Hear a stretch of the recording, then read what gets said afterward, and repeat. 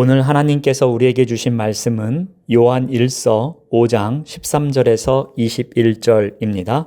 하나님의 말씀을 봉독합니다. 내가 하나님의 아들의 이름을 믿는 너희에게 이것을 쓰는 것은 너희로 하여금 너희에게 영생이 있음을 알게 하려 함이라. 그를 향하여 우리가 가진 바 담대함이 이것이니 그의 뜻대로 무엇을 구하면 들으심이라. 우리가 무엇이든지 구하는 바를 들으시는 줄을 안즉 우리가 그에게 구한 그것을 얻은 줄을 또한 아느니라.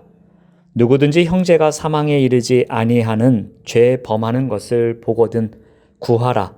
그리하면 사망에 이르지 아니하는 범죄자들을 위하여 그에게 생명을 주시리라. 사망에 이르는 죄가 있으니 이에 관하여 나는 구하라 하지 않노라. 하나님께로부터 난 자는 다 범죄하지 아니하는 줄을 우리가 아노라. 하나님께로부터 나신 자가 그를 지키심에 악한 자가 그를 만지지도 못하느니라.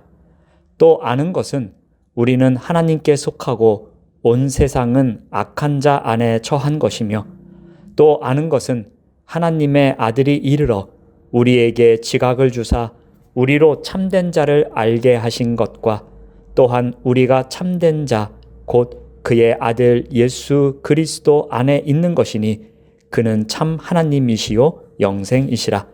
자녀들아, 너희 자신을 지켜 우상에게서 멀리하라. 아멘. 오늘 말씀의 제목은 영생을 가진 성도입니다. 사도 요한은 이 편지를 불신자에게 전도하기 위해서가 아니라 이미 믿고 있는 성도들을 위해 기록합니다. 그 목적을 그는 분명하게 밝힙니다. 13절 말씀을 봅니다.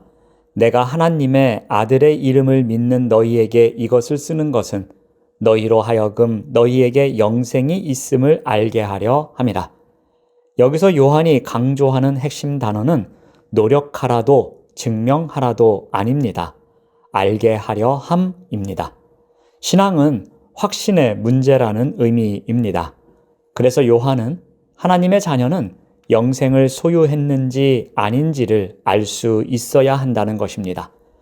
왜냐하면 신앙의 진짜 동력은 두려움이나 의무감이 아니라 나는 하나님의 생명을 받은 사람이다라는 분명한 확신에서 나오기 때문입니다.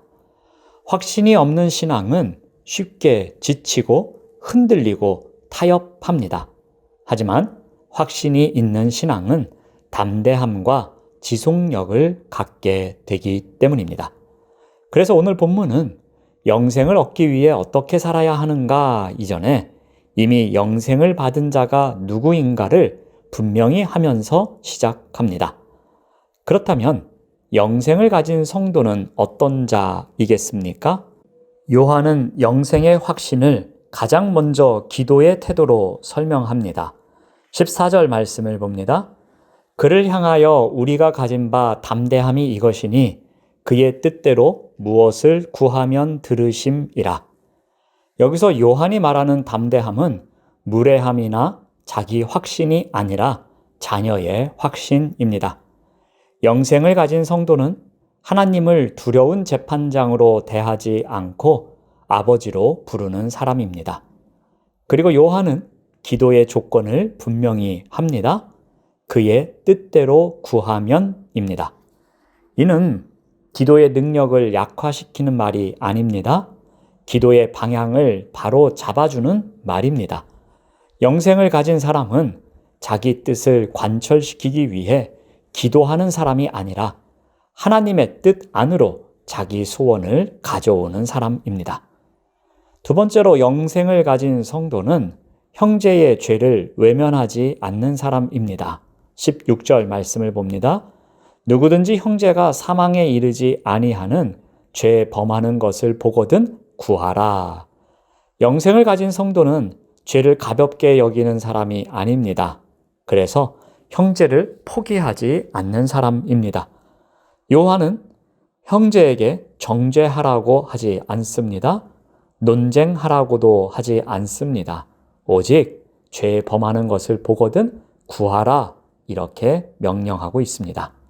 그러므로 영생을 가진 성도는 형제의 죄를 외면하지 않고 그를 구하는 자입니다. 세 번째로 영생을 가진 성도는 생명의 길을 붙드는 사람입니다. 16절 말씀을 봅니다. 사망에 이르는 죄가 있으니 이에 관하여 나는 구하라 하지 않노라. 이 구절은 많은 논쟁을 낳았습니다. 하지만 이 구절의 핵심은 죄의 목록을 나누려는 데 있지 않습니다. 그의 관심은 죄에 대한 태도에 있습니다.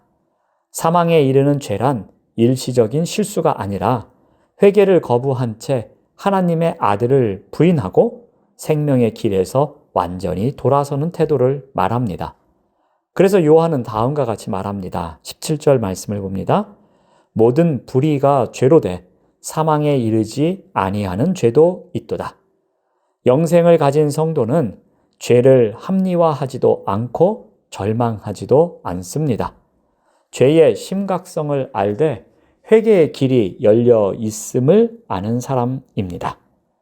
그러므로 영생을 가진 성도란 어떤 자입니까? 하나님 앞에 담대히 기도하는 사람입니다. 형제를 위해 중보하며 살리는 사람입니다. 죄를 가볍게 여기지 않되 회개와 생명의 길을 붙드는 사람입니다.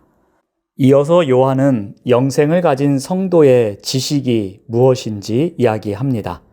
사도 요한은 편지를 마무리하며 3번 반복해서 말합니다. 18절과 19절과 20절에서 우리가 아노라 라고 말합니다. 신앙은 감정이나 분위기가 아니라 반드시 붙들어야 할 영적 지식 위에 서야 한다는 뜻입니다. 요한은 흔들리는 성도들에게 알라고 말합니다. 성도가 기억해야 할 3가지 지식이 있습니다. 먼저 거룩함에 대한 지식입니다. 5장 18절 말씀을 봅니다. 하나님께로부터 난 자는 다 범죄하지 아니하는 줄을 우리가 아노라. 하나님께로부터 나신 자가 그를 지키심에 악한 자가 그를 만지지도 못하느니라. 여기서 하나님께로부터 나신 자는 예수 그리스도를 가리킵니다. 예수 그리스도께서 우리를 지키고 계십니다. 그래서 악한 자는 우리를 시험할 수는 있어도 소유할 수는 없고 유혹할 수는 있어도 지배할 수는 없습니다. 이것이 성도가 반드시 알아야 할 거룩함의 기초입니다. 거룩함은 보호받고 있다는 확신 위에서 자라나는 열매입니다. 두 번째로 소속에 대한 지식입니다. 5장 19절 말씀을 봅니다. 또 아는 것은 우리는 하나님께 속하고 온 세상은 악한 자 안에 처한 것이며, 요한은 세상을 낙관적으로 보지 않습니다. 세상은 중립적인 공간이 아니라 영적 지배 아래 있는 영역입니다. 세상이 왜 죄에 둔감하고 왜 진리를 비웃고 왜 타락을 정상처럼 포장하는지 그 이유는 분명합니다.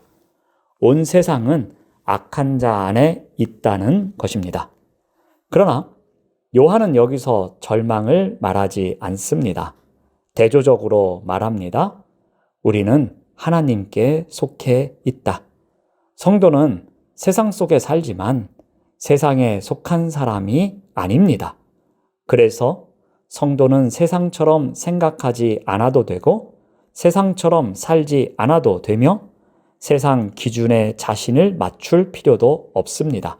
이 소속의 지식을 잃어버리면 성도는 쉽게 열등감에 빠지고 세상에 동화되거나 타협하게 됩니다. 그러나 이 소속을 분명히 알면 성도는 담대해집니다. 나는 다른 주인께 속한 사람이다. 이 자부심이 신앙을 지켜줍니다. 세 번째, 진리에 대한 지식입니다. 20절 말씀을 봅니다. 또 아는 것은 하나님의 아들이 이르러 우리에게 지각을 주사 우리로 참된 자를 알게 하신 것과 또한 우리가 참된 자 곧 그의 아들 예수 그리스도 안에 있는 것이니 그는 참 하나님이시요 영생이시라. 하나님의 아들이 오셔서 우리에게 지각을 주셨습니다. 이 말은 스스로 하나님을 이해할 수 없던 우리에게 영적인 눈을 열어주셨다는 뜻입니다. 이로써 우리는 참되신 분을 알게 되었습니다. 또한 그분 안에 거하게 되었습니다. 그리고 요한은 마지막으로 결정적인 고백을 합니다. 그는 참 하나님이시요 영생이시라.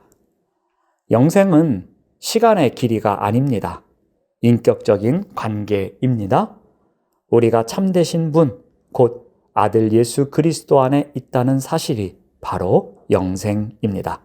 요한은 영생을 가진 성도에게 이렇게 말하고 있습니다. 너희는 지켜지고 있다는 것을 알라? 너희는 하나님께 속해 있다는 것을 알라? 너희는 참 진리 안에 있다는 것을 알라.